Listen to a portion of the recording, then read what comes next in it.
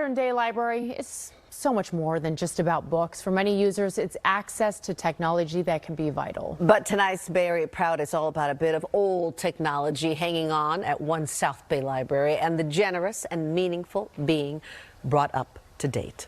Garvin Thomas joins us now with that story. Jessica, Janelle, for a lot of our viewers, they are under a certain age. They've never experienced the challenge of using microfilm to try and track down old newspaper stories. Well, thanks to a San Jose woman looking to honor her late mother, they never will.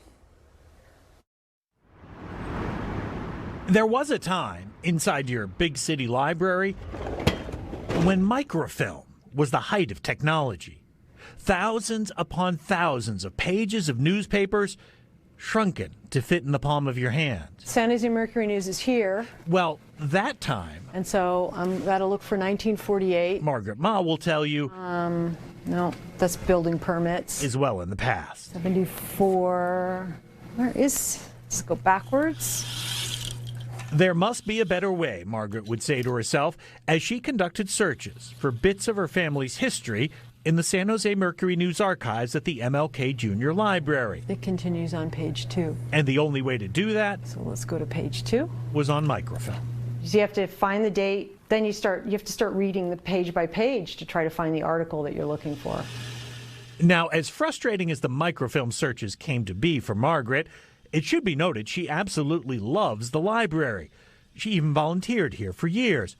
It is something she inherited from her mother, Susan Renssel Carter. She brought me into the library. I still remember going to the Willow Glen branch, and I just loved it. But that wasn't the only thing Margaret inherited from Susan.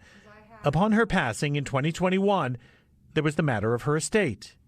And this is when Margaret had a very generous idea. I thought, what a great way to take her legacy and honor her with this. Through the San Jose Library Foundation, Margaret donated close to $1 million to make a digital version of every issue of the San Jose Mercury News from 1900 to 1985 available for free to anyone with a library card. Sometimes you do have to search a couple different variations of the name. Sure, there was some personal benefit from the comfort of her dining room table. Searches that once took Margaret hours now takes her just seconds.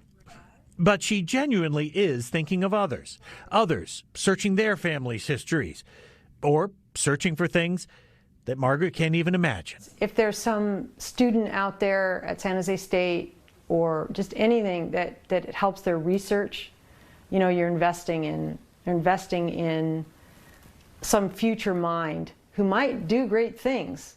Great things possible, thanks to a woman able to bring the past into the present age. The digital archive just went online last month, and already it's been accessed more than 12,000 times, and the library believes as more people learn about it, that number is going to skyrocket. And I said she did this to honor her mother, and that's true. Yeah. But there was another little thing. San Jose, it's the heart of Silicon Valley, and she looked at that and said there are other big cities that have their papers digitized and available to the public.